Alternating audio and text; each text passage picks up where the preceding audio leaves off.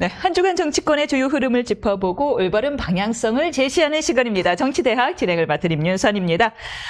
고품격 강의 정치대학 벌써 5번째 시간을 시작합니다. 박성민 정치컨설팅의 민 대표님과 정치컨설팅 민 대표님과 함께합니다. 안녕하세요. 예.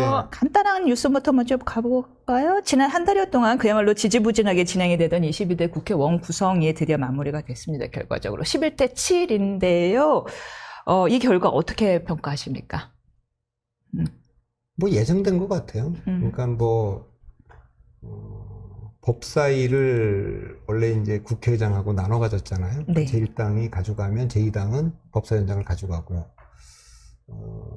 운영위원장은 여당이 주로 맡았고, 그런데 이제 민주당 논리는 뭐냐면 그 관례도 중요한데 지난 21대에서 법사위 운영위가 뭐 법안 통과율이 제일 지지분이했다. 그러니까 결국 뭐 이거를 지금 국민의힘이 맡으려고 하는 거는 관행도 좋고 다 좋은데 그냥 뭐 입법을 저지하게 한 거 아니냐, 이것 때문에 우리가 다 가져가고 책임을 지겠다, 이렇게 된 거고, 18개 다 가져가는 건 역시 좀 부담스러웠을 것 같고요.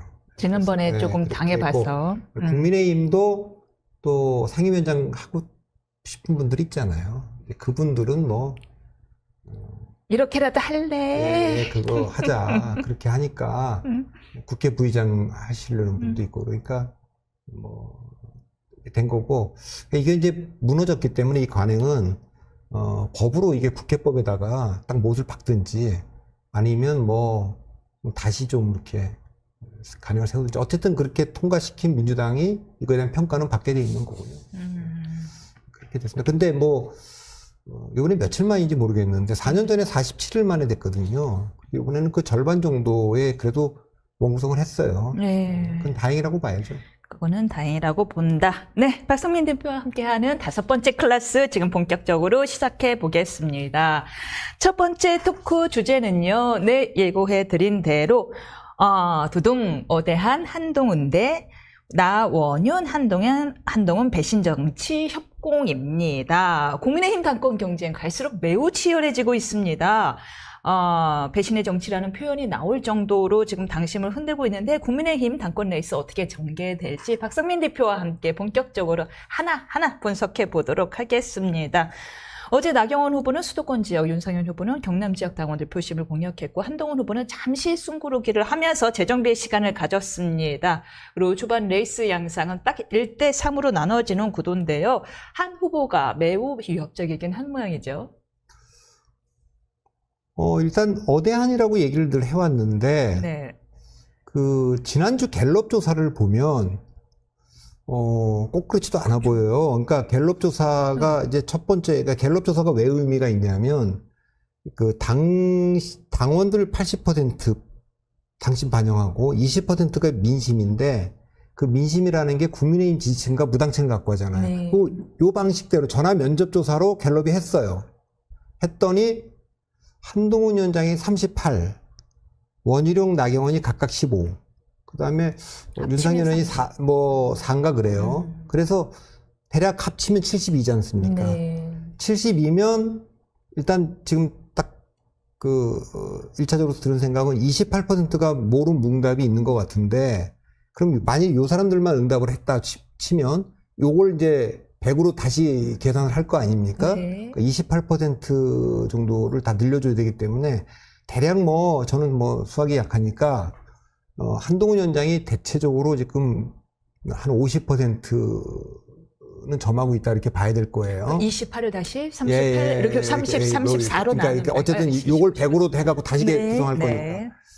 그러면 상식적으로는 민심에서, 그러니까 국민의힘 지지층과 무당층에서 한동훈 위원장이 더 강세일 거라고 예상 보통 하는 거거든요. 그러니까 영남의 그 지금 당원 구조가 책임 당원 구조가 영남에 지금 한 40%가 있고 수도권에 한 37%가 있고 기타 뭐 나머지가 있는데, 영남의 책임 당원이 굉장히 그 열정적이고 투표 참여율도 더 높고 막 이런 상황이거든요. 네.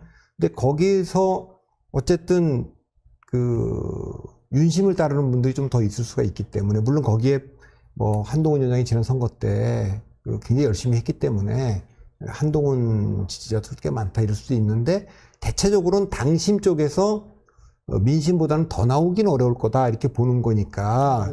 그러면 지금 민심 쪽이 대략 아까 우리가 계산했을 때, 물론 한 번 조사로 우리가 알 수는 없지만 네. 한 50% 정도 내외라고 보면, 네. 그러면 민심은 그보다 좀 낮으면 예를 들면은 뭐 35나 40이다 그렇게 한동훈 위원장이 네. 1등이라고 할지라도 예. 그러면 결선 투표를 가겠죠. 가겠죠. 예, 왜냐하면 이게 80% 차지하는 거니까. 예. 그래서 그 갤럽 조사를 보고 제가 느낀 거는, 네.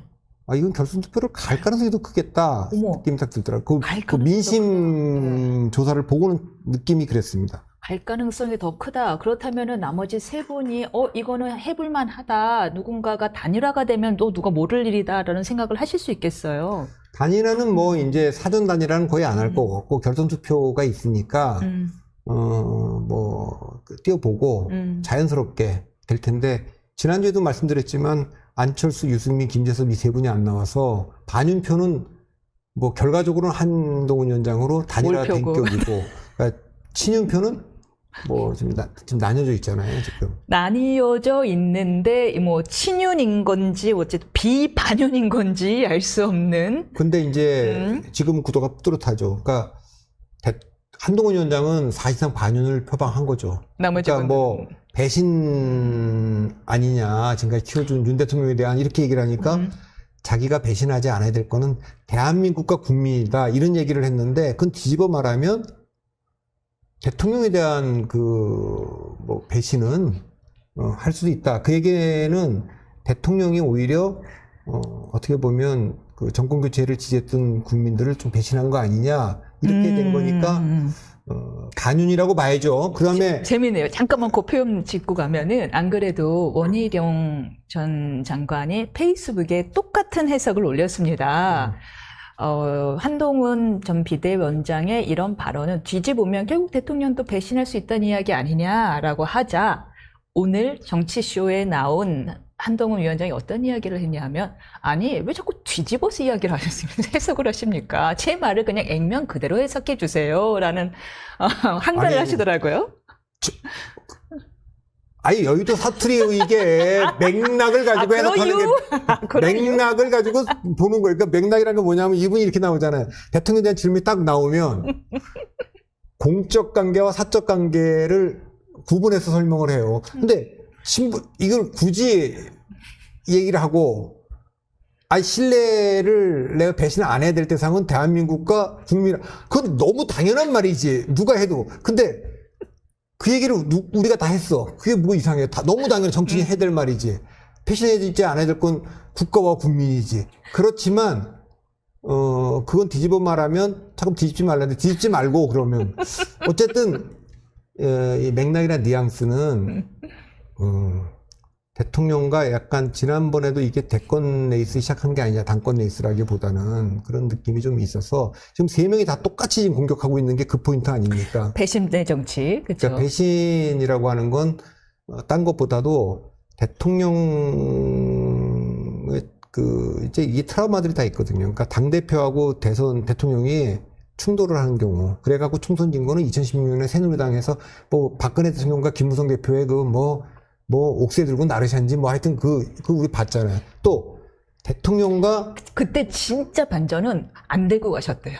그때 그건 안 들고 갔다는데 네. 그거는 뭐 중요한 건 아니지. 예. 근데 그 다음에 대통령과 차기 대선 후보가 갈등을 빚어갖고 형편없이 진 거는 김영삼 대통령의 이해창 후보, 또 노무현 대통령의 정동영 후보, 이걸 본 거 아닙니까? 근데 지금 한동훈 위원장은 당대표를 거쳐서 대선으로 가려고 하는 거니까, 그러면 이제 대통령과 차별화를 하겠다. 대통령 인기가 없고 이렇게 된 거니까 그 길을 가는 거고, 한쪽이 반윤을 표방했으면 그럼 자연스럽게 상대적인 거니까 나머지 세 분은 친윤이 있는 건데, 나경원 후보는 원래 이제 나이연대에도 있고 그래갖고 노골적이진 않지만 친윤의 지원을 받으려고 했는데, 네. 갑자기 원희룡 후보가 오는 바람에 더 친윤이 나온 거지. 그러니까 더 친윤인지 아닌지는 알 수 없지만 누가 봐도 느닷없이 나왔잖아요. 예, 그러니까 그거는 뭐 지난주도 말씀드렸지만 대통령은 당대표든 차기 대선 후보든 믿을 수도 있고 이길 수도 있는 사람을 원하는데 그게 누가 믿을 수 없는 사람인 건지. 그러니까 뭐 윤상현 의원도 뭐 실내에서는 더 있을 수 있겠는데 그렇지만, 아 윤상현으로 뭐 한동훈 이길 수 있을까? 이길 수가 없고. 나경원은 그래도 밀어주면 될 것도 같은데 되고 났을 때 믿을 수가 믿을 수가 없고. 있겠느냐라고 해서 불려 나온 사람이 이제 그 원희룡이잖아요. 그러니까 윤상현보다는 더 이길 가능성이 있고 나경원보다는 더 믿을 수 있는 하이브리드 후보. 예, 그렇죠. 하이브리드 후보지. 네. 그렇게 해서 이제 하는 것인데 이제 그게 만일에 1차에도 못 끝내면 결선을 갈 거 아닙니까? 근데 결선을 갈지 안 갈지는 모르고 저는 그때도 결선을 못 가면 대표가 되더라도 1차에서 타격을 받는 거다. 그리고 이게 그 다음날 하는 게 아니에요. 5일간 시간이 있어요. 그러니까 1차에서 끝내지 못하고 23일날 못 끝내고 28일 가서 한다. 이 안에 정말 무슨 일이 벌어지지 않습니까? 그러니까 복잡할 거예요. 그래서 그런 변수가 생길 텐데 제가 이제 결선 투표 이거를 많이 봤거든요. 뭐 3자 대결, 4자 대결, 특히 4자 대결에 이게 은행 같은 데서는 다 결선 투표제가 있어요. 은행 노조 선거는. 근데 1등 후보가 50%를 못 하더라도 43%를 넘겨서 되면 거의 안 뒤집어지더라고요. 결국엔 대세로 가는 예, 거예요. 이제 그 뒤에 이제 3명의 후보표가 한쪽으로 다 몰리질 않아. 그럼 43%가 되느냐가 이제 우리가 좀 근데 봐야 여기는 좀 될- 다를 수도 있는데 대체적으로는 그걸 극복하기가 쉽질 않아요. 근데 지금 원희룡과 나경원 사이에 이렇게 뭐 굉장한 차이가 나기는 어려울 텐데 그러면 이제 뭐 한 1등 후보가 40%를 넘는다는 건 제법 차이가 나는 거잖아요. 그렇죠. 근데 뒤집어 말하면 그 밑에 와 40 정도에 와. 네. 그 40이라는 건 뭐냐면 아까 우리가 민심을 봤더니 이대로 된다 그러면 되게 한 50% 내외가 되는 거예요. 이건 20% 비중을 차지하는 건데 80을 차지하는 데서 40이 안 돼. 네. 뭐 37이나 38 뭐 이렇게. 그래서 평균 40%가 됐다고 칩시다. 합쳐서 40%가 됐어. 그리고 원희룡 후보가 당원들의 더 지지를 받아갖고 30이 됐다. 뭐 예컨대 20, 15, 5 정도가 나올 수 있겠네. 20, 15, 5. 20. 15, 5. 그럼 이제 40이 나오죠. 아니, 그렇게는 안 되지. 한동훈 위원장이 40 정도, 45, 20, 15, 5. 그러면 80밖에 안 되잖아. 아. 그, 한동훈 위원장 산수를 못 하시는구나. 1등이 40인데, 네. 이게 100이 되려면 40, 30, 100이 돼야 돼. 40, 30, 20, 10이면 100이잖아요. 기권표도 생각을 했지. 그러니까 기권표는 계산은 안 해. 다 100으로 환산할 거니까. 네. 그러니까 환산한 결과가 아까 우리 그 민심도 환산한 거잖아요. 100으로. 지금 액면가로는 38%가 나왔는데 그걸 환산하면 그렇다는 거니까 네. 한동훈 위원장이 40% 정도에 머무르면서 1등한다. 그러면 그거는 투표에서 알 수가 없을 것 알 수가 같아요. 없다. 지금 잠깐 무슨 소리가 들어오는 것 같은데 괜찮겠죠? 그런데 지금 안 그래도 세 분이서 협공을 펼치고 있는 것에 대하여 한동훈 전 비대위원장이 상당히 설득력 있는 맹공을 세 분을 향해서 펼쳤습니다. 첫 번째 하나씩 짚어드릴게요. 첫 번째. 먼저 총평을 하셨어요. 선거 때는 그렇게들 얌전하시더니 어떻게 이렇게 당내 선거에서는 아군을 향해서는 맹렬한 발톱을 휘둘리십니까? 이렇게 무서운 분들이었군요. 라고 했거든요. 두 번째는 뭐냐 하면 탄핵? 제가 제일 잘 막을 수 있는 사람입니다. 저만큼 잘 막을 수 있는 사람이 어디 있습니까? 전 법무부 장관이었습니다. 세 번째, 세 분? 그렇게 지금 대통령 탄핵 위기를 막기 위해서라도 우리가 가야 됩니다라고 했는데 전에 박근혜 대통령 탄핵 때 뭐 하셨습니까? 찬성했던 분들 아닙니까? 그래놓고 왜 나한테 배신을 운운하십니까? 이런 발언을 하셨어요. 탄핵을 세 분이 다 찬성했는지 모르겠어요. 윤상현 의원은 반대했을 것 같고, 뭐, 원희룡 의원은 그때 뭐 도지사였을 것 같고, 그러니까 뭐, 홍준표, 또, 그 다음에 원희룡 그때는 도지사였기 때문에 표결을 안 했을 것 같고요. 근데 이제 나경원 의원은 찬성하는 취지의 글을 페이북 등에 올렸다. 나경원 의원은 찬성했을 것 같고, 이제 그거에 대한 반대가 이제 한동훈 위원장이 직접 박근혜 탄핵은 아니지만 수사해서 구형한 검사가 한동훈 검사다 이렇게 된 거니까 이제 그거는 뭐 서로 피장파장일 것 같아요. 그리고 이제 선거 때는 뭐 그건 옛날에 박근혜 위원장도 그런 얘기 했잖아요. 나한테 선거 때는 와서 유세해달라고 그렇게 도와달라 그러던 사람들이 그 뭐 이재호도 그러고 홍준표도 그러고 막 뒷얘기들이 많이 있었잖아요. 선거는 원래 그런 거고, 그런 거는 뭐 원래 당내 경선을 하니까 이건 뭐 치열하게 될 건데, 이 문제와 관련돼서 어쨌든 그때도 말씀드렸지만 한동훈 위원장에 대한 파상 공격은 다 예견된 거예요. 바깥에 있는 지금 대선 주자들도 홍준표 시장이 대표적이지만 공격을 하잖아요. 그렇게 공격을 하는데 그건 당연하죠. 이게 뭐 윤석열 대통령을 만나고 나와서 공격한다기보다는 그게 아니더라도 홍준표나 오세훈이나 뭐 안철수나 모든 사람들은 아니 잠재적으로 지금도 1등인데 차기 당대표가 되면 뭐 그 공정하게 되겠어요? 그 당대표가 뭐 하겠어요? 대선 캠페인 시작하겠지. 그러니까 공적이 돼 있는 건 사실이에요. 1등 후보들은 당연히 공적이 되는 거 아니겠습니까? 1등은 외롭고 힘들어요. 그렇게 아니면 뭐 이재명 대표처럼 압도적이어서 아무도 뭐 거기 그 대들 생각을 못하게 하든가 뭐 이런 건데 예, 그런 게 아니기 때문에 지금 이거는 뭐 그래서 그때도 제가 그랬죠. 이거는 그냥 한동훈이냐 아니냐의 싸움이고 한동훈 위원장이 이 공격에 대해서 실수 없이 잘 방어를 해낼 거냐 요 문제다. 그러니까 그것이고 제가 이제 첫 번째 그때 관전 포인트 두 가지를 처음에 얘기했어요. 단기적으로 관전 포인트 두 번째는 최상병 특검을 선제적으로 얘기를 했는데 그것이 당원들이 어떤 반응을 보일지 이게 하나 이제 첫 번째 포인트일 거예요. 네. 두 번째는 누가 2등으로 들어올지. 누가 대항마냐 이거는 이제 원과 나 사이에 이제 있죠. 근데 첫 번째는 장동혁 위원장이 장동혁 위원이 예민한 얘기를 했어요. 그러니까 뭐, 한동훈 특검을 뭐, 받자는 얘기가 있는데, 한동훈 특검을 받으면, 그거는, 윤석열 대통령과 김건희 여사에 대한 수사로 이어지는 거다. 이런 얘기를 했어요. 이거에 대해서 원희룡 후보는, 아니, 그거 왜곡이다. 누가 한동훈 특검을 하자고 얘기했냐, 이 당에서. 한동훈 위원장이 이 얘기가 나왔어요? 예, 장동혁 의원이 한동훈 위원장이 최상병 특검을 이게 민심이 원하는 건데 이걸 우리가 안 할 수 있냐 그렇게 넘어갈 수 있다고 보는 게 오히려 순진한 발상이다 그렇게 얘기를 하니까 뭐 제가 알기엔 나경원 의원 뭐 또 그다음에 윤상현 의원 이런 분들이 그러면 민심이 원하는 한동훈 특검도 받을 거냐 그렇게 얘기한 거지. 그렇게 얘기했을 뿐이다. 예로서. 그렇게 얘기를 한 거지. 예를 들면 오히려 최상병 특검이 한동훈 특검으로도 연결될 수 있는 거지. 한동훈 특검이 거꾸로 대통령에 대한 뭐 특검이나 수사 이렇게 이걸 왜곡해 뒤집어 놓은 거다. 그러니까 뒤집는 건 사실 장동혁 의원 측에서 한 거 아니냐. 한동훈 의원 측에서 한 거 아니냐. 이런 얘기도 있죠, 지금. 그렇다면은 지금 말씀하신 것처럼 장기적으로는 2등이 누가 될 거냐가 굉장히 중요한 문제라고 하셨는데 원희룡 나경원 후보가 뭐 2등이 현재로서는 2등 중 한 명이 될 것으로 이렇게 보이죠. 두 분 결선 투표 연대설이 제기돼 왔습니다. 지금까지는 뭐 이렇게 없다 하고 이제 선을 긋는 모습인데 결과적으로는 어떻게 될 거라고 보세요? 그거는 그냥 끝까지 가고 누가 되든지 간에 지금 여기서 이걸 하자고 얘기하는 쪽은 약세를 보이는 거니까. 누가 좀 더 적극적이죠? 누가 2등이 되면 그 2등 되는 쪽에다가 뭐 자연스럽게 뭐 밀어주겠죠. 나경원 의원이 뭐 그렇다고 갑자기 반윤이 돼서 예를 들면 본인이 안 가고 한동훈과 원희룡이 갔어. 그럼 여기서 난 한동훈 위원장이 되는 게 좋습니다. 이렇게 할 것 같아요? 저는 못 할 것 같은데요. 못해요? 그건 대통령의 뜻이 한동훈 위원장 되는 거를 원하지 않는데. 근데 약간 나경원 의원의 특징이 이렇게 살짝, 이렇게 뭐라고 해야 되나? 좀 고고하시잖아요.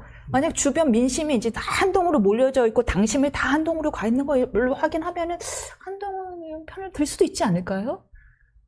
물론 그럴 수도 있죠. 네. 그거는 이제 나경원 의원 개인이 아니라 그 주변에 있는 분들이. 대세는 한동훈이다. 그러니까 누가 되는 게 좋다 이렇게 해서 할 텐데, 기본적으로는 나경원 의원 입장에서도 한동훈 위원장이 차기 대권 주자인데 차기 대권 주자가 일찍부터 이렇게 혼자 가는 게 예를 들면 대통령하고 이렇게 차별화를 하고 이러는 거가 바람직할까? 그러니까 자기 지지자들이 썩 그렇게 원하지 않을 텐데 그 자기 지지층들에 반하는 행동을 할까? 그거는 저 잘 모르겠어요. 저는 지금 이 시점에서는 안 한다에 걸겠습니다. 안 한다. 그렇다고 한동훈 위원장한테, 그 원희룡 위원장한테 딱 손을 딱 들어줄까? 그것도 궁금해. 그거는 잘 모르겠는데, 왜 대놓고 너무 유력한 대권 주자랑 척을 질 것인가? 그러니까 윤상현 의원이 이제 어저께 페이스북에 이런 얘기를 올렸어요. 이번에 그렇기 때문에 한동훈과 원희룡 구도는 안 되고, 자기와 나경원 중에서 나와야 된다.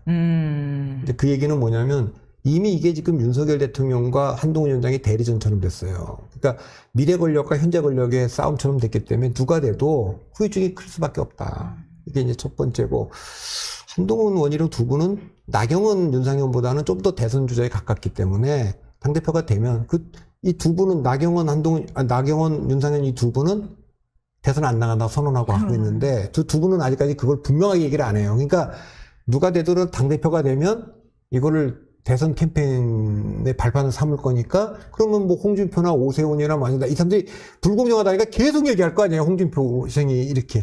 이것도 안 좋다. 그다음에 세 번째는 두 사람 다 이재명한테 진 사람들 아니냐. 선거 총사령관으로서 졌고 직접 후보로 붙었었으면 그런데 이제 그 둘 중에 하나를 뽑는다는 건 당연히 자존심 문제 아니냐. 그러니까 이제 뭐 윤석열 나경원 중에 나와야 되는데 대통령과 신뢰관계로 보면 나경원보다는 자기다. 그러니까 뭐 오히려 지금 뭐 한동훈, 원희룡, 나경원은 홍준표, 오세훈, 안철수, 유승민과 함께 차기 대권주에 경쟁을 해야 된다. 이렇게 하는데 그렇게 다 저마다 이유가 있죠. 그러니까 나경원 의원은 어쨌든 본인이 봤을 때도 굳이 뭐 지금 친윤과 반윤 사이에서는 비윤이라고 하지만 약간 친윤에 가까운 비윤 아닌가 그렇게 보이죠. 그렇게 보인다. 반윤을 할까? 그럴 스타일은 아닌 것 같아요. 그렇게. 아니 그리고 지금 본인은 나이 연대 때 그걸 부인했고, 그러니까 대통령 만났다는 것도 하긴 하는데 원희룡이 이걸 원희룡 하기는 밥 먹고 갔다잖아요. 누구랑 통화만 했는데 우리 셋은 밥 먹었어. 밥 먹고 갔다 그러잖아요. 그건 다 뒤늦게 알리죠. 그걸 또 그렇게. 아니, 지금 말씀 나오신 김에 잘 됐어요. 그래서 저희가 지금 당권 주자 세 분에 대해서 한동훈 전 비대위원장은 저번 시간에 집중 탐구를 했으니까 이 세 분에 대한 집중 탐구 시간을 참 가지려고. 근데 제가 잠깐 한동훈 위원장이랑 우리 뭐 집중 탐구까지는 뭐 말고 그냥 가벼운 집중은 진짜 굉장히 뭘 해야 될 것 같은 느낌을 확 주잖아요. 알겠어요. 그렇게 터치 탐구, 터치. 그건 딱 좋네. 터치 탐구. 그 정도 합시다. 지난번 한동훈 전 비대위원장 터치 탐구 때 제가 박 대표님과 한 비대위원장의 비슷한 점 세 점을 꼽았잖아. 영화를 좋아하고 문화예술을 좋아한다. 근데 오늘 또 하나가 드러났어요. 봤더니 그분하고 저하고요? 네. 한동훈 위원장이 오늘 인스타그램에 올린 사진을 봤더니 틸다 스윈튼이랑 2015년에 길거리 지나가다 이태원 길거리 지나가다 찍은 사진을 올리셨더라고요. 저도 기사 나온 거 봤어요. 아니 틸다 스윈튼이 봤더니 얼굴도 다 가렸고 그리고 워낙에 연기파 배우다 보니까 전 세계인이 바로 얼굴 다 가린 상태에서 그거는 누가 봐도 딱 알죠 뭐. 어떻게 해? 제 장단컨대 10명 중에 8명이 틸다 스윈튼 모를걸? 잠깐 우리 알아요? 우리 잠깐 알지. 틸다 스윈튼 잘 모를걸? 우리 구독자 여러분 답 좀 대변해줘. 틸다 스윈튼 지나가면 알아볼 수 있는지. 설국열차도 나왔는데 왜 몰라? 그러니까 바로 그렇게 정말 영화 팬들분 위주로 좀 알아보는 분인데 한동훈 위원장 너무 팬이어서 바로 붙잡고 사진을 찍었다는 거예요. 영화를 굉장히 좋아하고 그분을 알아봤다는 거가 그리고 본인의 경력을 약간 포레스트 검프랑 비유하더라고요. 중요 사건에 자신이 엮여 있었다. 그러니까 어떤 중요한 이슈들마다 본인이 항상 영화 이야기를 인용하는 걸 보고서는 되게 박 대표님이랑 비슷하겠다. 그게 비슷하다는 얘기하면 네. 저는 기분이 좋은데 그분은 기분이 되게 나쁠 얘기니까 다행히 우리가 안 보시는 것 같아. 그래도 나중에라도 보게 될지 모르니까 네. 그 얘기는 하지 말고 제가 지난번에 준석 파파도 저는 그거를 부끄러워하지 않고 자랑스러워한다고 얘기를 했고 근데 이준석 의원은 그건 기분이 나쁠 수 있는 얘기니까 그 얘기는 하지 말고 근데 한동훈 위원장이 이제 저하고 이제 공통점은 저도 술을 안 하는데 그분도 술을 안 한다고 알려주고 커피를 오히려 좋아하고 그리고 뭐 취미도 다양하고 스스로를 산만하다 표현하시더라고요. 그분은 뭐 악기도 좀 다루고 그런 재주가 많은 분인데 저는 그런 거는 아니고 그분 책 읽는 거 좋아하시는데 저도 책 읽는 건 좋아해요. 그래서 뭐 한두 개 비슷한 게 있긴 하지만 워낙 그 성격이나 이런 게 좀 다른 거. 그분은 굉장히 그 디테일에 강하고 치밀할 것 같아요. 차이가 있다면 예. 저는 정치 안 하잖아요. 근데 이분은 하잖아요. 어떤 부분이 정치하기 힘든 거예요? 그러니까 정치라는 걸 제가 이렇게 봤어요. 옛날 제가 삼김이라는 분을 이제 보고 정치의 원흉을 전 삼김 그분들 네. 제가 뭐 삼김을 봤죠. 그 시대에 제가 이 91년에 해서 만들고 그 전에 뭐 85년도에 제가 처음 투표하고 87년 대통령 선거에 이렇게 선거운동도 했으니까 다 봤는데 그 뒤에 이제 YS가 산당 합당을 하고 DJ가 뭐 사실 70대 DJ 변합으로 대통령 되는 걸 보면서 권력 의지가 굉장히 강한 줄 알았어요. 처음에는 제가 야 저분들이 저렇게까지 DJ는 그때 네 번째 도전이거든. 그러니까.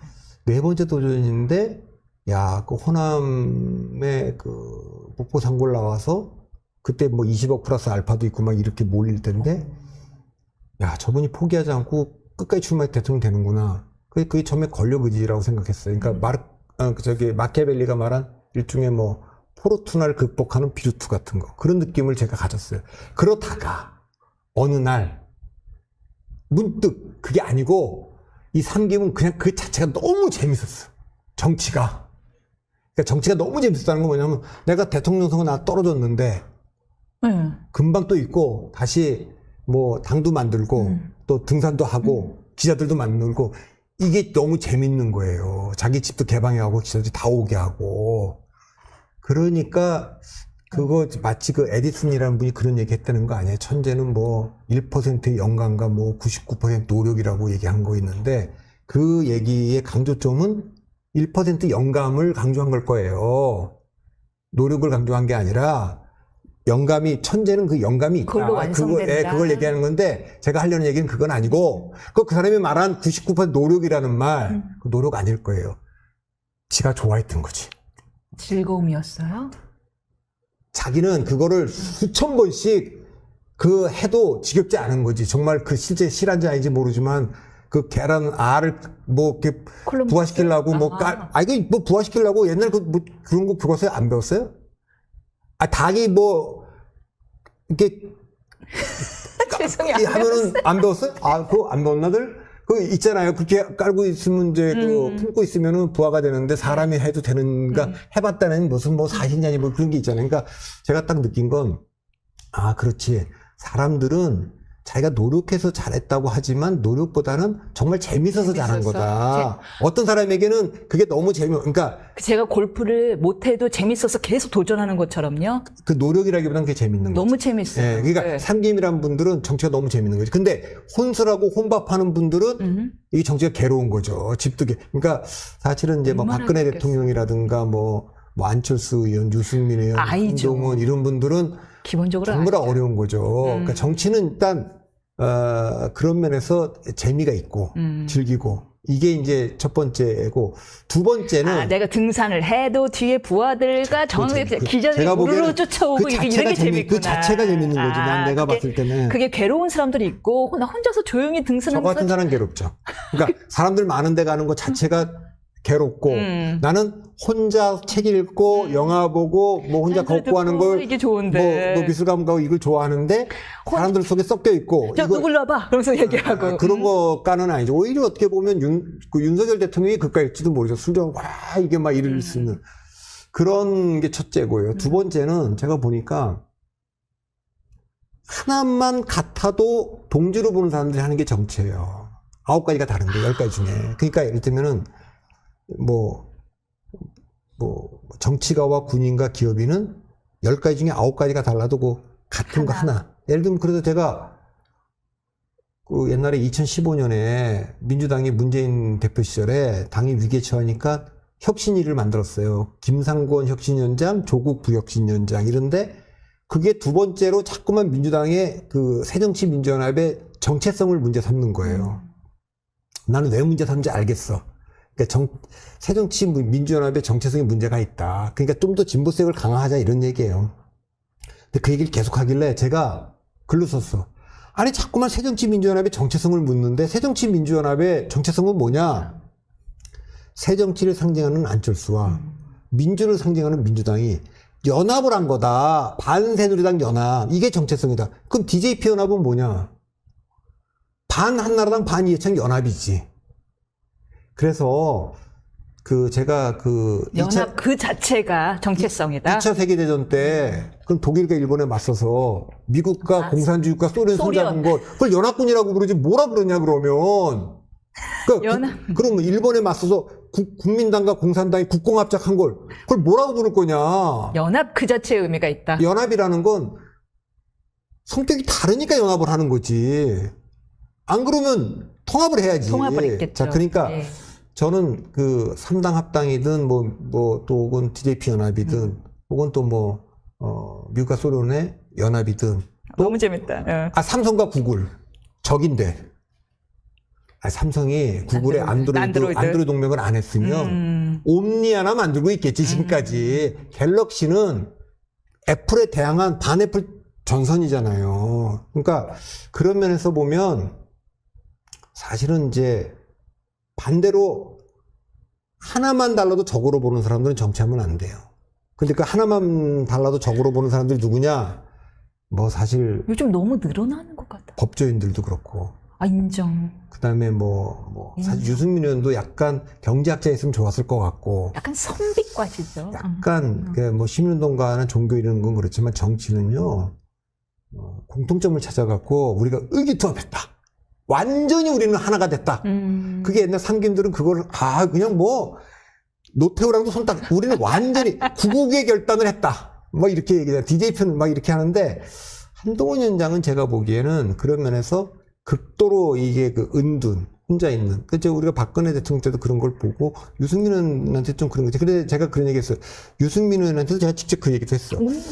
아니 우리 글도 썼어. 유승민 의원이 정치적인 정치를 김영삼 밑에서 배웠다면 김영삼 대통령한테도 도움이 되고 유승민 의원한테도 도움이 됐을 거다. 근데 이분이 이해찬과 박근혜랑 했잖아요. 그러니까 이해찬, 박근혜, 유승민의 공통점은 다 하나만 달라도 적으로 보는 약간 딱딱발이 섬긴 약간 느낌이 있어요. 배제의 정치 이런 거지. 예. 정치라는 건 정말 이기기 위해서라면 저가의 동침이란 말이 있잖아요, 우리가. 그러니까 뭔가 성과를 만들어야 되는 기업이라든가 그다음에 군인들, 외교관들 이런 사람들은 다 그런 거를 해야 되는데 유연한 사고가 필요하다. 예, 그런 면에서 이거 적과 동지로 구분하고 글쎄 윤석열 대통령 한동훈 위원장도 이재명 대표 좀 범죄자고 피자다. 그런 시각은 정치하는데 정말 어렵죠. 이 갈라치고 이게 하는데. 저는 문재인 대통령도 좀 그런 면에서는 지나치게 이제 법조인. 왜 제가 그런 생각을 했냐면은 저는 문재인 대통령에 대해서 어떤 점을 비판하냐면 조국 사태 때 엄청나게 많은 숫자가 주최 측에서는 100만이라고 그러는데 서초동에 모여서 검찰총장 구속을 외치고 있어요. 또 그보다 많은 숫자가 강화문에 모여서 반대로 이제 조국 장관의 구속을 외치고 있어요. 그러면 이거 국론 분열인데 이거 국론 분열에 대해서 어떻게 생각하냐니까 국론 분열 아니라고 대답을 하더라고요. 깜짝 놀랐어요. 근데 나중에 이제 퇴임하기 직전에 손석희 씨하고 이렇게 대담하는 걸 보니까 야, 이쪽 저쪽 내 편이라는 말을 막 쓰시더라고요. 그것이 드러난 게 그래서 어떤 국민은 진짜 우리 편이기 때문에 우리 국민이 어떤 편이 국민이 아니라고 생각하면 국론 분열도 아닌 거지. 그렇죠. 논리적으로 보면. 근데 이게 무섭다고 생각한 게 예. 저는 정치인이 대통령이 되기 전까지는 당파적이어야 된다고 생각해요. 당파적이니까 그 당의 후보가 됐지. 또 대통령도 됐지. 그러나 대통령이 되면 이게 모순된지를 동시에 해야 돼요. 당파적 행정부 수반도 해야 되고 초당파적 국가 원수도 해야 되는 거예요. 이게 너무 좋은 말씀이시다. 매우 모순된 거잖아요. 그렇죠. 그런데 퇴임을 했어.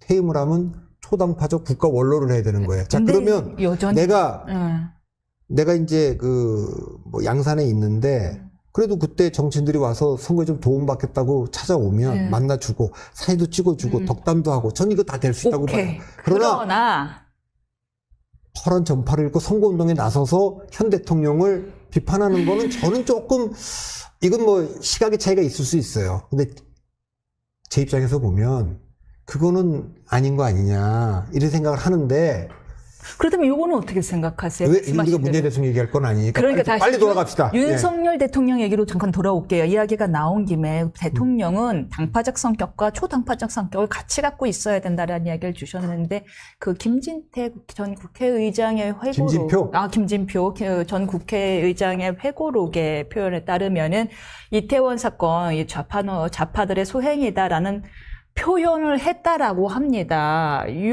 표현을 실제로 했을 리가 없다. 했을 것이다. 뭐 이런 걸 가지고도 지금 정치인분들이 그러니까 이준석 의원은 충분히 했을 것 같다. 그러니까 그리고 이제 또 뭐 만약 정말 했다면 그야말로 당파적 해석이잖아요. 저는 이제 했는지 안 했는지 모르지만 김진표 의장이 안 했던 거, 그러니까 약간 뭔가 부분 기억하고 부분 발췌일 수는 있을 것 같아요. 그럴지는 모르죠. 전체 맥락은 인유한 위원장도 비슷한 이야기를 여러 했어요. 얘기를 다 하는 중에 네. 여러 이야기 중에 그 예를 들면은 뭐 이상민 장관이 책임지고 물러나야 되는 거 아니냐라고 하는 거를 이게 국회적인 요구했다면 조언을 한 거겠지. 이거는 그렇게 하는 게 좋겠습니다라고 얘기하니까 그걸 그 반박하면서 이게 뭐 이상민 장관은 특별한 관계라고 지금 알고 있잖아요. 그러니까 그러다 보니까 그걸 방어하는 중에 방어 논리가 그러니까 음모론을 더 믿었다 이렇게 볼 시각도 있고 음모론보다는 이상민 장관을 그 자리에 계속 두려면 필요한 방어 논리가 있어야 될 텐데 그런 면에서 꺼냈을 가능성도 있고 근데 이제 그런 얘기가 전혀 없었던 걸 김진표 의장이 썼지는 않을 것 같아요. 근데 그게 어떤 맥락에서 그 얘기가 나왔는지 모르지만 저는 어쨌든 그 길거리에서 무슨 건물이 무너진 것도 아니고 사고가 난 것도 아니고 압사잖아요. 압사로 150명 이상이 죽었다. 그러면 저는 대통령은 정말 책임을 강하게 느껴야 된다고 생각해요. 법적 책임 전에 책임감이라는 게 있잖아요. 그래서 그 얘기는 저는 그렇게 생각을 하고 다만 국회의장도 그거 틀림없이 대통령이나 두 분이 서로 편하게 얘기를 나눴을 것 같아요. 그걸 이렇게 또 이렇게 해고록에 기록하는 것도 좀 아닌 것 같고. 아닌 것 같고. 그렇습니다.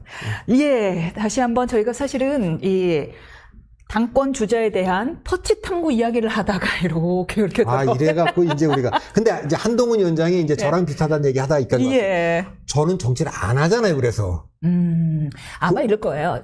우리 박 대표님은 아이랑 이의 비율이 이보다 훨씬 높을 거예요. 압도적으로. 저는 뭐 압도적이죠. 압도적일 거야. 네, 그러나 아이지만 저희 아이는 이에 이 잘 맞아요. 저랑. 정반대. 갑자기 사모님에 대한 사랑을 축하드립니다. 뭐 MBTI 반대라는데 뭐. 그러나 아마 이제 51대 49 이런 사람이 있거든. 저 같은 경우도 그래요. 근데 또 이건 왔다 갔다 한다. 네, 왔다 갔다 하니까 그런 분들은 각자의 장점을 또 잘 살릴 수가 있으니까요. 각자 그 특성을 갖고 있는 장점을. 그럼 당권 주자. 근데 그런 면에서 이제 한동훈 형의 장점은 뭐냐면 굉장히 논리적이고 이성적이죠. 그런 우리 지금 정치가 뭐 저는 이준석 의원한테도 그 메시지 전달할 때 보면 굉장히 머리가 좋고 논리적이다 이런 얘기를 많이 하는데 한동훈 위원장도 그런 면에서 이렇게 그 대응하고 맞받아치는 거 보면 상당히 논리적인 건 맞죠. 순발력도 좋고. 근데 제가 기대하는 부분은 뭐냐면 심지어 영화도 좋아하고 음악도 좋아하는 걸로 보아 그동안 법조인 경력 때문에 숨겨놨으나 감성적이고 공간적인 능력도 충분히 있을 것 같아요. 그건 좀 뭐 공연장도 이렇게 자주 찾고 그런 예술적 감성이 있고 무엇보다 공부를 계속 하시는 것 같아갖고 저는 좋아합니다. 그런 부분은 굉장히 여러 민심을 움직일 수 있는 좋은 요소인 것 같은데, 자, 다른 당권주자 부분들도 터치하고 지나가겠습니다. 나경원 당권주자, 지금으로서는 가장 이제 2등, 유력한 2등 후보인데요. 이 대권 포기 승부수, 과연 통할까요? 그러니까 이제, 어쨌든 그 윤상현 의원도 얘기했지만, 험지에서 당선된 분들이지 않습니까? 그리고, 지금은 주전장이 원내가 될 거다. 그건 윤상현 의원이나 나경원 의원만이 주장할 수 있는 거잖아요. 그러니까 원외 당대표가 나경원 의원도 이렇게 얘기했던데 정말 국회 현장에 전쟁터 현장에 이재명 대표는 와서 앉아 있는데 우리 당대표는 못 들어온다. 이거는 근본적으로 원내 전략에서 문제가 있다. 그래서 이제 그 두 분이 그 나경원 의원은 2019년에 원내대표도 했어요. 예. 윤상현 의원은 그보다 더 실질적인 원내 수석부 대표를 했어요. 네. 그러니까 수석이 사실 거의 다 하는 거거든요. 그러니까 이 두 분은 원내 싸움은 어떻게 된다는 것도 아는 분들이고 주전장이 원내예요. 네. 그러니까 이준석 대표라든가 한동훈 비대위원장처럼 선거가 주장일 때, 뭐 대통령 선거도 국회의원 선거일 때는 원내도 할 수 있죠. 그건 캠페인이니까. 비상시니까. 예, 예. 그건 뭐 바깥에서 붙는 거니까. 근데 이게 지금 안에서 붙는 거잖아요. 그러니까 그런 거에는 나경원 의원의 말이 맞죠. 그리고 그래서 본인은 뭐 서울시장이나 뭐 대선 도전하는 거 이런 거 다 포기하고 자기는 임기 채워서 가겠다. 그렇게 얘기하는 것은 뭐 파괴력 있는 건 아니죠. 만일에 이번에 그 원희룡 후보가 안 나왔다면 이 그 나경원 의원의 이 주장은 더 좀 그 진정성이 있었을 거예요. 나는 안 나갈, 난 그 당권 대권 그 조항 그것 때문에 나는 그냥 임기 다 채우고 내가 대선 안 나간다. 한동훈 저분은 나간다 그런다.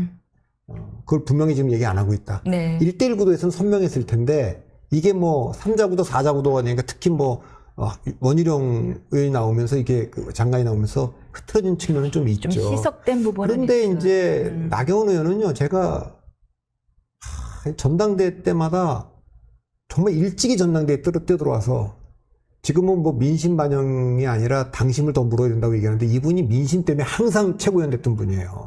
안상수가 될 때 뭐 홍준표가 될 때 이럴 때도 보면 당대표 될 때도 보면 나경원 의원이 거기 들어오는 거는 여론조사 30% 반영 비율에서 압도적이에요. 아이고, 정말 큰 장점이세요. 아니 홍준표 대표가 당대표 될 때도 민심에서는 앞서요 나경원이. 그러니까 전국적 인지도가 국민의 인지도와 선호도가 그런 상태에서 원희룡이나 이해운이나 이런 분들은 나경원이 정말 너무 밉죠. 그러니까 원희룡도 서울시장 하고 싶었는데 그때 오세훈 2010년일 때 예선전 누구한테 졌냐? 나경원한테 져요. 그리고 2011년에 전당대 나왔을 때도 그때 주류 이상득의 지원을 받았는데 나경원은 3등하고 원희룡은 4등을 해요. 그리고 그러니까 계속 또 그리고 이해운 의원은 제가 기억에 2014년 전당대인가 아니 그 전이죠. 언젠가 이해운 의원이 딱 출마를 했는데 그 여성 몫이 있잖아요, 들어가요. 나경원이 뒤늦게 또 출마 선언했어요. 그러니까 이제 그런 게 있죠. 근데 항상 그 나경원 의원은 오세훈한테 뭐 서울시장도 뭐 막히고 막 이런 게 있었지만 전당대회 때마다 정말 사랑을 많이 받는 보수에서 가장 사랑을 많이 받는 보수의 전사죠. 그건 그래요. 보수의 전사란 말은 그전에는 없었는데 뭐 홍준표 시장이 맨날 뭐 이렇게 이미 정치하고 뭐 그냥 뭐 욕하잖아요. 그런데 그 이미지를 일거에 씻은 게 2019년 원내대표 하면서 보수의 전사의 이미지를 탁 얻었잖아요. 그게 이제 수박을 두면서 플러스가 된 것도 있고 좀 마이너스가 된 것도 좀 있어요. 그리고 이제 플러스는 보수에서 야 보수의 전사다 이런 걸 얻었고 마이너스는 중도 확장성이 현재 좀 떨어진 측면이 좀 있죠. 그래서 그게 2020년 총선에서 좀 낙선하는데 되게 미쳤을 것 같아요. 굴욕적인 별명도 그때 얻게 되고 조금 아픔이 있었을 것 같아요. 여러 가지 공격의 목표가 됐죠. 예. 그리고 또 그분은 이런 게 있어요.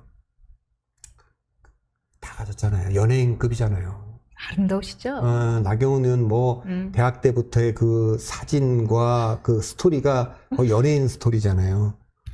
그런 연예인 스토리에 또 이제 그 아픈 딸도 있고 그런 모든 게 다 완벽히 갖춰졌는데 조국이라는 분도 연예인급이잖아요. 두 분이 이제 대학 동기라는데 나이 차이는 좀 있다 그러지만 제가 뭐 과는 다르지만 한참이 대과지만 같은 대학을 나왔잖아요. 지금도 그 대학에 그런 인물들 없습니다. 아니 그리고 제가 딱 봐도 젊었을 때 저 조국의 조국 장관이 뭐 20대 때 나경원 의원의 20대 때 보면은 정말 그리고 나경원 의원은 누가 그 서울대 법조인들이 그런 얘기했더라고. 절대 마주치면 안 될 사람이라고. 왜요? 사랑에 빠져서 태어났어요? 아니, 그러니까 그 법조인들이 윤석열은 선배인데 잡히면 뭐 얘기하느라고 안 되고 또 한 명 더 있어요. 안 누구라고. 그분하고 이 나경원 의원은 너무 예뻐서 공부를 못한다. 마주치지 마라. 그런 정도의 미모였다고 하니까 그런데 조국 장관이 어떻게 보면 2019년에 굉장히 공격을 당했잖아요. 수사받고. 그러니까 어떻게 보면 보수에서 누군가 하나가 희생양이 될 수밖에 없어요. 공격의 목표가 된 거죠. 아, 반작용 대상이 됐군요.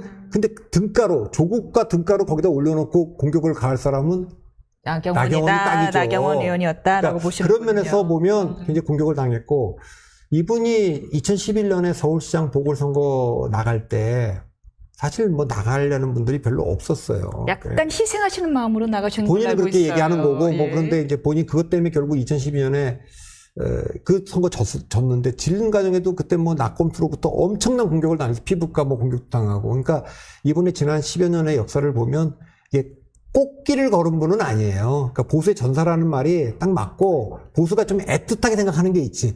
당대표 하겠다고 나온 게 지금 몇 번째입니까? 지난번에 나왔다가 연판장에 그냥 갑자기 그분이 반윤의 우두머리가 되고, 그 반윤의 우두머리 때 제가 야, 저분 진짜 속상하겠다고 느꼈던 게 뭐냐면, 거기 연판장 올린 분들이 상당수의 의원들이 나경원 의원한테 도움을 받은 분들이에요. 친구도 있고 도움도 받은. 야, 그래서 내가 어떻게 이분들이 이럴 수가 있냐.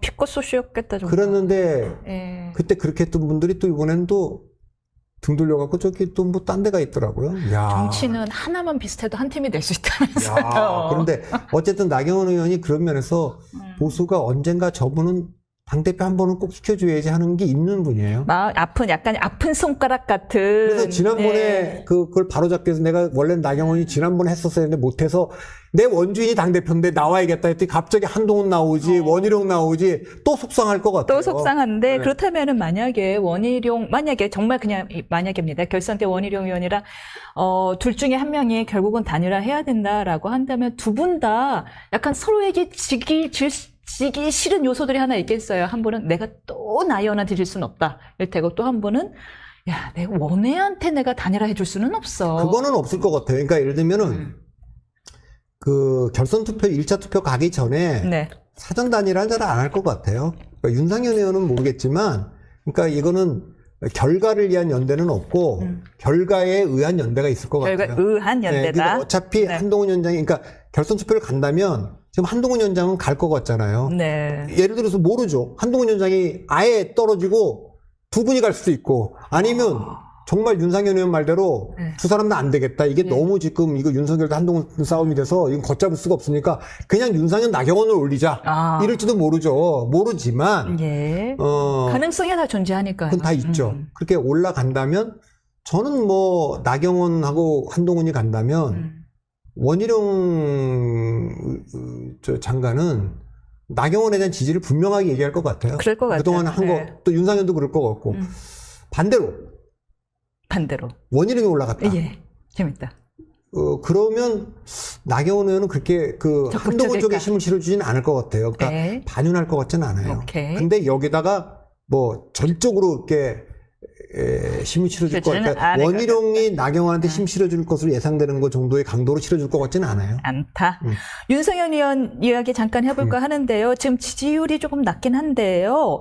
근데 한편 오늘 속보가 났습니다. 용산에서요. 국무장관을 신설하겠다. 지금까지 정무장관 죄송합니다. 정무장관을 신설하겠다 하는데 저만인가요? 갑자기 이분이 당대표보다도 정무장관이 더 잘 어울릴 것 같다라는 생각이 언뜻 지나갑니다. 그러니까 이분이 잘 어울릴 거는 사실 원내대표. 원내대표 잘할 거예요. 그러니까 이제 5선인데. 그래서 이분에 대해서 저기 아는 저랑 스토브리 같이 윤태곤 씨랑 스토브리가 하는데 재밌는 표를 썼어. 네. 우리가 우리가 이렇게 무슨 뭐 역량 체크할 때 5가지 물으면은 펜타곤 오각형이 나올 거고 예. 6개로 보면 육각형이 나올 거예요. 예. 이분 고루고루 저 육각형이잖아요. 또 혹은 오각형. 너무 작아. 이게 이러면 원이 이렇게 있는데, 원이 있는데 예. 고루고루 있어. 어떤 날 원래 이게 보통 삐쭉삐쭉 나오잖아요. 딴 데는 이분 고르게 아주 예쁜 육각형인데 미니 육각형. 네, 그러니까 그런 느낌이 있어. 근데 이게 4등의 비례라는 게 뭐냐면 사실은 한동훈 위원장이 출마를 안 했어야 원희룡 나경원도 못 나오고 윤상현한테 기회가 있었을 거예요. 그런데 네. 사실 그럴 뻔도 했지.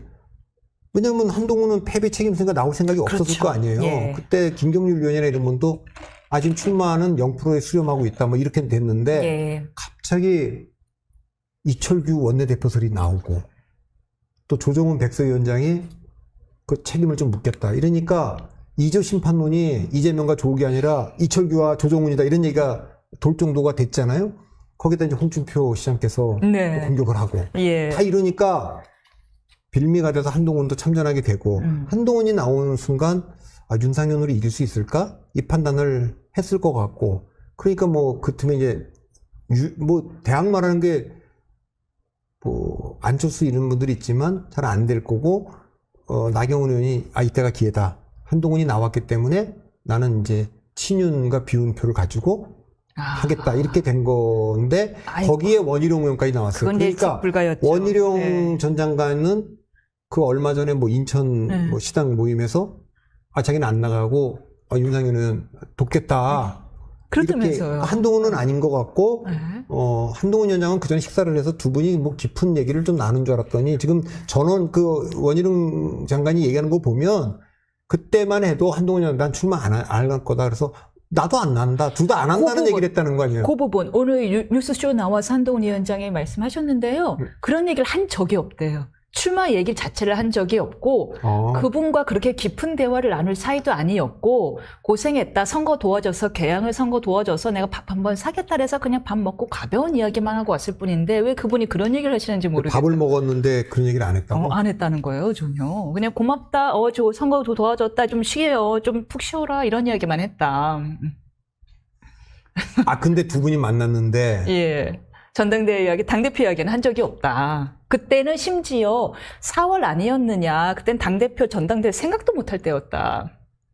4월달 왜 전당대회를 생각을 못할 때. 그래 저는 네. 그거를 다른 데서 한번 뉴스쇼 제가 정치쇼도 나가고 뉴스쇼도 나가고 스토브리도 나가니까 어디서 물었어요. 네. 그 이제 두 분이 만난 문제를 가지고. 그래서 저 만남이 지금 이 국면에서 만났다면 누가 만나자 해서 만난지 모르겠지만 대화라는 게 둘 중에 하나 아니겠냐. 한동훈 위원장이 출마할 거냐. 그 얘기를 물어봤을 거고, 아니면 한동훈 위원장이 도와주세요. 저는 도와달라고 제가 나가니까 좀 도와달라고 얘기를 했거나, 아니면 그때 원희룡은 출마한다는 건 한동훈보다 더 얘기가 안 될 때니까, 뭐 개항이 지고 이제 몸추스기 바쁘니까, 반대로 한동훈 위원장이 저는 이번에 나갈 수가 없지 않습니까? 패배 책임이 있는데 저는 원 선배께서 좀 나가시면 제가 좀 돕고 싶습니다. 이 얘기를 했을 수는 있겠다. 이 얘기가 그 순위 내피셜이죠, 저는. 저 두 분이 만나서 얘기했다면 그 얘기 내피셜의 핵심은 뭐냐? 전당대회 얘기를 했을 거다. 라는 거죠. 그 둘이 밥 먹는데 전당대회 다가오는데 그 얘기를 안 하고 안 했대요. 내가 그 얘기를 왜 그분과 하냐라고 오늘 강변하시더라고요. 그 얘기를 그분하고 안 합니까? 그럼? 난 그게 더 안 믿어지는데. 그러니까 우리가 생각하는 것만큼 왜냐면 두 분 다 서울법대시고 물론 이제 조금 학번 차이는 있으나 둘 다 서울지검에서 초임을 시작하시고 등등 해서 굉장히 친할 거라고 생각했는데 왜냐면 김치찜도 나눠 드시고 닭똥집도 나눠 드시고 왜냐면 또 그 네. 개항을 네. 김경률 의원하고 두 번 처음부터 거기 출마하려는 그 유정선 후보가 있는데도 좀 어떻게 보면 내리 꽂았잖아요. 그러니까요. 그래서 김경률 후보는 그래서 중간에 드랍을 했고 여기는 그냥 나갔잖아요. 그런 정도의 관계고 그건 뭐 가갖고 몇 분 손들어주고 응원해준 관계니까 저는 특별한 그리고 딴 걸 다 떠나서 윤석열 정부에서 매번 국무회의를 같이 했다니까요. 국무회의를. 국토부 장관과 법무부 장관인데. 그분과라는 어등을 쓰셨어요. 우리가 생각할 때는 이제 형 할 것 같았잖아요. 사석에서. 근데 제가 왜 그분과 그런 얘기를 하겠느냐. 그래도 그분 구분이라고 그랬어요. 알잖아요. 뭐 대통령한테 어디 뭐 또 누가 그 사람이라 그랬다고 뭐 어느 기자가 나와서 그러던데 그러니까 저는 뭐 사실 그 얘기는 그분이 그 얘기 안 했다. 네. 그럼 제가 그거 믿겠습니다. 근데 저는 그 두 분이 만났을 때 그렇게 생각을 했어요. 그러니까 원희룡 장관이 한동훈 위원장한테 한 위원장이 그래도 한번 이번에 나서 봐라 이렇게 권했거나 거꾸로 제가 어떻게 나갑니까? 원 선배께서 나가시면 제가 힘껏 돕겠습니다. 뭐 그런 취지로 만났을 것으로 저는 예상을 했는데 아니라 그러니. 예. 근데 그 원희룡 장관의 전언은 다르잖아요. 그 얘기를 나눴고 예. 본인이 안 나간다 그랬고 그래도 나도 안 나간다 이렇게 얘기를 했다. 지금 그런 거 아닙니까? 예. 이거는 뭐 둘 중에 한 분은 지금 사실이 아닌 얘기를 하든지 기억이 잘못되어 있든지 그런 거네. 그러니까요. 뭐 취지를 전달한 건지 뉘앙스를 전달한 건지 알 수가 없는데 저희가 그러면 이제 시간이 사실 많지가 않은 상황에서 예고편에 먼저 알려드린 대로요. 지금 이 상황에서도 전당대회에 간접적으로 출전하신 분이 계십니다. 예, 오늘도 항상 하루도 건너뛰지 않고 한동훈 비대위원장에 대한 비판을 부지런히 하고 계신 분이죠. 바로 홍준표 시장님에 대한 이야기. 숨어있는 출전 선수 홍준표 시장에 대한 이야기를 좀 나눠볼까 하는데. 이건 어떻게 대구에 있는데도 중앙에 있는 거죠? 아우, 이게 제 옆에 있는 것 같아요. 옆에. 제주가 정말. 그러니까요. 혹시 이렇게 여쭤볼게요. 의도된 건가요? 자신의 존재감을 늘 드러내기 위해서 가장 강한 상대를 두고서 계속 스파링을 하시는 건가요? 홍준표 시장이 의도하지 않고 하는 게 뭐가 있겠어요? 그렇습니까? 다 의도해서 하는 분이죠. 뭐 그런 스타일이세요? 계획형이세요? 즉흥형이 아니라? 이분은 이제 자기가 여러 번 밝혔잖아요. 지금 다른 뭐 나경원도 이 당에 오래 있었다, 오세훈, 다 그런 얘기, 원희룡 다 얘기하지만 한나라당 때부터 있었던 분들이에요. 길어봐야. 이분은 신한국당 때 들어온 분이에요. 신한국당, 소위 말하는 96학번. 그 유명한 96학번. 86이겠죠. 아니, 그러니까 1996년도 국회의원 출마해서 들어온 분. 그래, 그분들을 96학번이라 불러요. 예. 학번은 아니고 하여튼 이게 대단했던 선거인데 일로 삼김이 이제 충돌했던 선거 아닙니까? 신한국당 그때 공천받아 송파에서 나온 걸로 알고 있는데 그때 어쨌든 그 전에 유명했던 모래시계 검사로 유명했던 분이 영입돼 갖고 스타 검사가 지금 한동훈 위원장보다 인기가 더하면 더했지 덜하지 않은 상태로 들어왔어요. 모래시계 검사로 마케팅을 하셨죠. 한동훈 비대위원장은 오늘 스스로 오글거리다 표현했는데 조선제일검으로 명명되고. 아니, 옛날에 제가 이런 것도 했다니까, 옛날에. 예. 홍준표와 찐빌방의 공통점. 뭐예요? 열 몇 가지 쫙 했어요. 그런 게 있어, 거기. 찾아보겠습니다. 제가 모래시계, 화끈하다, 쫙 있어. 그게 서민적이다, 이런 게 있는데. 모래시계, 화끈하다, 네네. 서민적이다. 그 다음, 여자들이 좋아한다도 있었던 거. 하여튼 그런 게 있었어. 하여튼, 그러니까 찐빌방과 홍준표의 공통점. 옆에 있으면 땀이 삐질 난다. 근데 어쨌든, 처음에 이제 제가 기억해요. 그분 처음에 딱 들어왔을 때. 그때 그렇게 되고, 선거법 위반이라 그래갖고 이제 야인 생활을 했고, 이해창 대표 시절에는 이제 저격수로, 그때 이재호, 김문수, 홍준표, 그 다음에 정영근. 날카로웠죠. 이렇게 하면서, 그때 저한테 그러더라고요. 여러 번 얘기를 했는데, 내 이재호, 김문수 내 존경한다. 그게 왜 존경하냐? 운동권이잖아. 운동권이라는 말을 그냥 한 게 아니라, DJ 정권 때, 맞서 싸우려고 저격수를 하는데, 저격수를 하니, 정말 정권에서 보면 눈에 가시들이잖아요. 그러니까, 정말 조심 하나라도 걸리면 안 된다. 이 생각을 계속 했다는 거예요. 근데, 자기는 그 생각을 계속하고 하는데, 이재호, 김문수는 정말, 종교에 가까운, 종교인에 가까운, 성직자에 가까운 생활을 하더라. 정말로 검소와 이게 이 사람들은 부패하고 거리가 멀어도. 청빈한 그 삶 자체. 이걸 딱 옆에서 보니까, 이 사람들은 거의 성직자의 삶을 사는구나. 어찌 보면 사실은 성직보다 나을 수도 있어요. 그때 당시 다른 사람들은 모르지만, 김문수, 이재호 두 분한테는 그걸 느낀 것 같아요. 그래서 존경심을 가졌던 것 같고. 정말 깔끔한 사생활과 자기 관리로 유명하셨어요. 예. 그리고 이분이 이제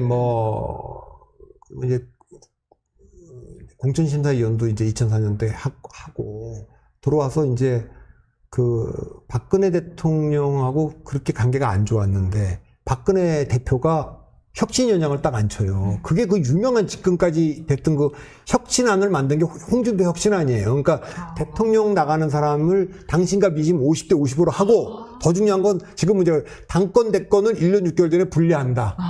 이건 완전히 홍준표이 이명박 시장을 위해서 박근혜 기득권을 없애려고 한 건데, 이걸 박근혜 대표가 받아줘요. 2005년 11월 달에 제가 8월 달에 연찬회 했거든요. 이거 마지막 하는 연찬회 홍천에서 제가 강사였잖아요. 아, 그러셨어요? 거 가보니까 분위기가 살벌하더라고. 근데 어쨌든 그거를 받아서 11월 달 통과를 시켜요. 그게 지금까지 당권 대권 분리 1년 6개월 조항이 있는 거예요.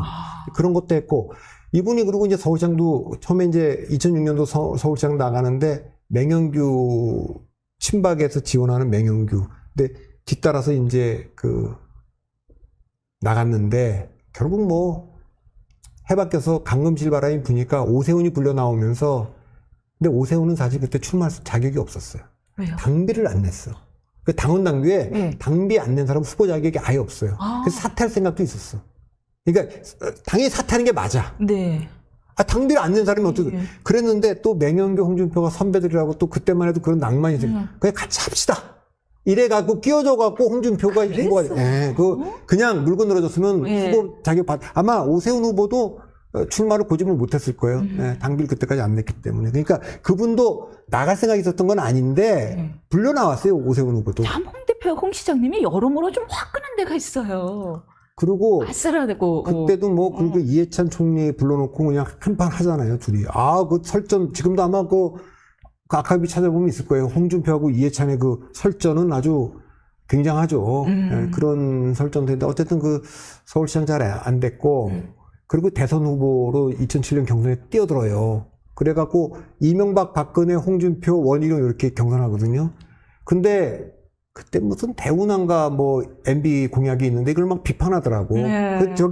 그때 그 TV 토론에서 이명박 후보가 물어요. 아니 2005년 가을에 우리 홍준표 후보가 나를 그거 막 칭찬을 그거 잘한다고 막 하더니 왜 지금 그거 공격하냐. 그러니까 뭐라 그러냐면 이분이 그땐 그거 시장님한테 잘 보여갖고 서울시장 한번 해보려고 쓴 글이고 그렇게 해서 다 웃고 넘어간 적이 있는데 이제 그분이 이런 분이 이제 그분이죠. 그래서 그 뒤에 뭐 당대표 선거도 하고 천신만고 끝에 2011년에 당대표가 됐는데 오세훈 시장이 무상급식 하는 바람에 그 보궐선거 11.6 보궐선거 치고 뭐 디도 사건이 있어서 그만 내려오고 뭐 이렇게 쭉 온 거죠. 그 뒤에도 뭐 이분의 얘기는 뭐 그분은 내가 뭐 한나라당 이 보수당에 내가 적자다라고 주장할 만큼의 자격이 있으시네요. 근데 이제 그때만 해도 젊었을 때만 40대 50대만 해도 굉장히 개혁하고 중도지향적이었어요. 그런데 박근혜 대통령 탄핵이 있고 나서 자유한국당 후보로 나와서 굉장히 이제 보수적 행보를 하죠. 그때는 아마 사실 본인이 대법원 판결에서 무죄를 받아갖고 출마 기회를 겨우 얻었는데 그때 후보가 되는 것도 극적이에요. 왜냐하면 친박은 그 김진태 후보가 나와 있었거든요. 근데 왜 홍준표가 됐냐? 제가 추측하기에는 이미 바깥에는 반기문을 옹립하려고 다 나가 있는 상황이었지. 뭐 이렇게 뭐 김무성도 나가고 다 나가 있는 거예요. 그러니까 저 바깥에 있는 저 사람들 상대하려면 그래도 홍준표 정도는 돼야 되겠다고 하는 게 친박의 생각이고 남아있던 또 뭐 반박근혜 세력들은 그때 뭐 친박이 대단할 때거든, 위세가. 그 정도에 맞설려면 홍준표 정도의 그 기능이 있어야 된다. 이래갖고 홍준표 대표 대통령 됐는데 처음에는 뭐 15%도 못 얻고 뭐 선거 비용도 못 받을 줄 알았는데 2등으로 끝냈잖아요. 그까지만 했으면 되는데 떨어지고 나서 또 당대표예요. 지방선거를 이끄는 당대표를 한 거. 저는 이게 제가 개인적으로도 그랬어요. 뭐 대선 후보는 그렇다 치고 좀 쉬셨어야 되는데 왜 곧바로 당대표가 되셔서 지선에 이길 수도 없는 그 선거에 가서 그걸 하려고 하니 더 보수화된 거예요. 자유우파를 얘기하고 막 이렇게 되고 그러다가 그때부터 좀 본격적으로 더 많이 우쪽으로 치우쳐졌군요. 근데 2012년에 그 전해를 넣으면 박근혜 대통령 될 때 경남도지사가 되거든요. 보궐선거에서. 그때 여러 가지 혁혁한. 근데 그 얘기를 저한테 이렇게 얘기하더라고요. 제가 기억을 하는데 2007년에 이명박 박근혜한테 지고 아마 원희룡 후보한테도 쳤을 거예요. 상처가 크셨겠네요. 그때 이러더라고. 제 기억이 맞다면 박 대표 원희룡이 제주도 출신이라고 제주도에서는 원희룡 찍더라. 그러니까 서울에서 국회는 아무리 해봐야 내가 대통령 선거 나가려면 이거 안 된다. 그러니까 언젠가 내가 내려간다. 그 생각이 늘 있었던 것 같아요. 보수의 심장 지역으로 나는 그래서 간다. 2012년에 뭐 박근혜 비대위가 공천 주니마니 그러다가 공천 신청도 안 했잖아요. 근데 그냥 준 거예요, 거기다가. 동대문에. 떨어지고 내려갈 때 저는 뭐 개인적으로 아니까 반대했어요. 왜 경남을 가시냐. 근데 내려가갖고 그때 친박이 다 밀던 사람이 지금 경남도에 사는 박안수 후보라. 야, 근데 여기는 그때 정말 절박한 사람들. 홍준표, 이방호, 뭐 김정은 이런 사람들 해갖고 이겼잖아요. 그리고 또 재선에 성공하고 뭐 이런 경력도 있는데 이번에 또 대구로 옮겼어요. 왜 그렇구나. 이번이 당시 먹기 프로젝트군요. 당시 먹기 장기 프로젝트. 본인은 경남도에 살 때 자기는 대구에서 학교 나왔다고. 대구에. 다 고향이라니까. 사모님은 저기 호남이거든요. 내 호남도 그러고 내 서울에서 국회의원 했고, 그 다음에 내 경남은 내가 거의 창녕 출신이거든요. 그런데다가 학교는 대구에서 나왔다는 거예요. 그리고 뭐 조선팔도가 다 자기 거야. 아니, 정치인들 다 그렇죠. 뭐 맨날 여기에 사위, 저기에 손주, 저기에 손녀. 그런데 어쨌든 대구에 가서는 확실히 뭐 목소리를 내고 뭐 그러기는 하고 있는 거죠. 대구 그럼 시민들의 목소리를 반영하는 거예요? 한동훈 비대위원장이 만나자는 요청을 거부할 정도, 둘이서 뭐 사실 직접적으로 설전을 오고받은 것도 아니고 둘이서 선거를 해갖고는 서로 지고 말고 이런 문제도 없는데 왜 이렇게 유독 한동훈 위원장에 대해서는 뭔가 마음속에 감정이 있나 싶을 정도로 이런 거친 말들을 쏟아내는 근데 뭐 거예요? 아니라고 얘기하지만 그 홍준표 시장이 내뱉는 말의 대부분은 사실 그 한동훈 위원장만이 아니라 윤석열 대통령한테 적용해도 거의 다 맞는 얘기예요. 근데 만나자는 요청을 다른 사람은 다 만나면서 안 만날 필요까지 하는. 왜 윤 대통령이 안 만나서 안 만나는 거예요? 그렇겠죠. 근데 예. 사실은 홍준표 시장 입장에서는 지난 대통령 선거가 자기가 기회였을 거라고 생각했을 거예요. 그렇죠. 진짜 또 일부 이긴 부분도 있으니까. 민심에서 이겼으니까. 근데 네. 정말 느닷없이 윤석열을 갖다가 옹립한 사람들이 네. 떼치기 당했다 생각하지 않겠어요? 게다가 자기는 그렇게 가까웠던 사람들이. 뭐 윤한홍, 장재원 다 홍준표랑 가까운 사람이에요. 그래요? 이 분을 못 사겨갖고 그 윤한홍 의원은 도지사 할 때 부지사를 시켰잖아요. 그래서 이 얘기를 공개적으로 계속 얘기를 했어요. 아이고, 마음의 상처가 너무 심하겠다. 그 얘기가, 네. 그리고 뭐 장재원은 그러고 다 그렇게 쭉 됐는데, 야, 한 번도 아니고 또 이번엔 또 한동훈이. 너무 그러니까- 미우신가 보다. 그러니까 그거는, 그리고 이제 본인이 트럼프도 있고 바이든도 있지만, 이분도 이제 70대로 들어갔는데, 그러니까 거의 마지막 기회라고 지금 보지 않겠어요? 그 말씀은 다음 대선도 여전히 뜻을 갖고 계시다. 당연히 뜻이 있지 않겠어요, 그분이? 그래요? 뜻이 없으면 지금 이 페이스북 왜 하겠어요? 그렇군요. 아니, 고향을 위해서 봉사활동을 하러 갔다고? 재밌어서 말씀하셨잖아요. 이분이 그러면 뭐 대구에 고향을 위해서 봉사활동 하라고 마지막에, 저는 아니라고 봅니다. 그러니까, 그때 이렇게 생각했을 거예요. 내가 진 거는 민심에서 이겼거든요. 그쵸, 민심에서 이기고 당심에서 당심에서 지졌죠. 그러니까 내가 당심을 얻어야겠다. 그게 이제 좀 지금 당원 구조가 보니까 상당히 보수화돼 있고 중도지향적으로 해서는 당심 못 얻는다. 그래서 보수색을 굉장히 강하고 이분은 변신이 능하기 때문에 내가 일단 후보가 되고 나면 선거 때 중도를 잡는 건 또 다른 문제다. 할 수 있다. 얼마든지. 예. 그리고 또 뭐 이준석하고 관계도 옥신각신하지만 좋은 기본적으로 그런 게 이준석도 홍준표는 인정하고 그게 지난번에 총리시켜야 될 뿐이라 이렇게 얘기했잖아요. 맞아요. 상당히 장악력도 있고. 홍 시장님이 그리고 거친 언행에 비해서 또 행동이나 사고력은 유연하세요. 법조인이고 유시민하고 그렇게 웃어가면서 그렇게 심각한 얘기를 그렇게 재미있게 할 수 있는 분이 대한민국에 몇 명이나 있겠습니까? 한동훈 측에서는요, 홍준표 시장이 대구 민심을 다 대변하진 않아라는 말로 약간 경계심을 드러냈다고 합니다. 물론 그렇죠. 대구 민심을 다 대변이 하겠어요. 거기도 적이 많잖아요. 김재현 의원 이런 분들. 또 뭐 다 이렇지만, 확실한 건 우리나라에서 홍준표 시장의 팬이 많은 것도 사실이에요. 그렇죠. 그건 사실이에요. 네, 그리고 뭔가 약간 미워할 수 없는 캐릭터 있잖아. 어떻게 저렇게 말을 독하게 하는데도 또 이렇게 하다가 또 씩 웃잖아. 씩 웃는 것도 있어요. 약간 장난 끼는 표정이 있어요. 그렇게 웃고 한마디 농담하고 그리고 아까 제가 그 얘기 있잖아요. 그러니까 이명박 시장이 당신은 2005년도에는 그 신문에다 멀쩡하게 글 써갖고 나를 그렇게 잘한다고 하더니 왜 지금 같은 걸 가지고 욕을 하냐. 그러면 이걸 설명하는 게 아니라 그땐 쟤는 잘 보여서 서울시장 한번 해보려고 쓴 거고요. 그렇게 해가면 사람들 다 웃게 만들잖아요. 무장해제 시키는 게 있잖아요. 전 지금까지 잊혀지지 않는 TV 토론이 그분이 아마 안상수 누구 어떤 분이랑 경남도지사 이 TV 토론을 하시는데 상대방을 뭘 갖고 홍준표 시장이 어떻게 알아내셨나요? 아저씨 개소속 하고 그 개소를 아니 옆집하고도 개 때문에 화해를 못 하시는 분이 어떻게 화합을 꼭 말씀하십니까? 그 여보세요. 그 개소송이 개가 얼마나 그저께가 시끄러웠는지 아십니까? 이거 갖고 싸운 건 진짜 레전드로 남아 있습니다. 아, 잠깐 쓸데없는 이야기를 했는데요. 예, 저희 이번 정치대화 오늘도 값진 이야기, 격 있는 이야기 많이 덕분에 배웠습니다. 오늘 이 시간 여기서 마무리 지어야 될 걸로 생각되고요. 다음 주 월요일 10시에 박성민 대표님과 함께 다시 찾아뵙겠습니다. 시청해주신 여러분 감사합니다.